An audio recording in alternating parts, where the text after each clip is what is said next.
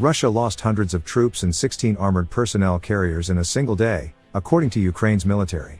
Ukraine's General Staff of the Armed Forces posted on Facebook its latest update of Russian losses, where it said around 200 Russian troops were killed in the Kherson Oblast. It added that troops were eliminated around the districts of Fedorovka and Kakhovsky, in the southern Ukrainian region, on Friday. The update said that 115 Russian troops were wounded in the Zaporizhia Oblast and that Ukraine's forces had destroyed 5 units of Russian military equipment, including an anti-missile complex and an ammunition depot. In total, Ukraine's forces said on Saturday that the Russian death toll for the previous 24 hours was 710, taking the total since the invasion started on February 24 to 105,960, although Russian and Western estimates are much lower. Ukraine also said that it had destroyed 16 Russian armored personnel carriers and 3 tanks, with Russia now losing 6,075 and 3,029 pieces of the equipment respectively. Kyiv said that Russian shelling and airstrikes have continued while there had also been further attacks from MLRS rocket salvo systems, including in the city of Kherson, the capital of the region of the same name recently retaken by Ukrainian forces. The enemy continues mortar and artillery shelling of populated areas along the right bank of the Dnieper River, the update added.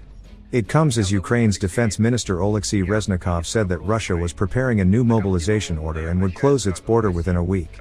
In a video message in Russian, Reznikov said that borders would also be closed in Belarus and that those living in cities would be at risk of being called up to fight.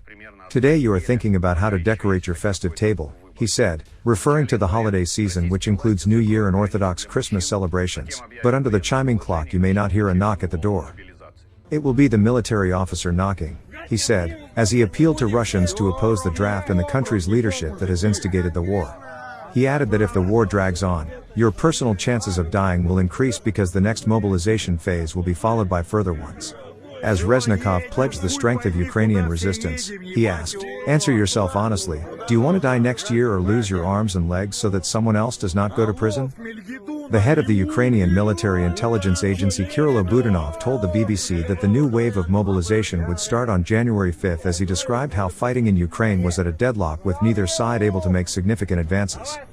"We can't defeat them in all directions comprehensively," he said, as he reiterated Kyiv's call for more Western weapons. Neither can they.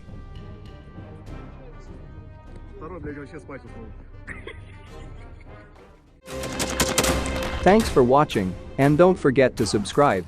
Also, if you want to support Warthog Defense, please become our member and get early access to new videos, exclusive members-only videos, and become administrator in comment section. The membership link is in the description. Every day. We had a guy last week, it's 6 rescues in 6 days.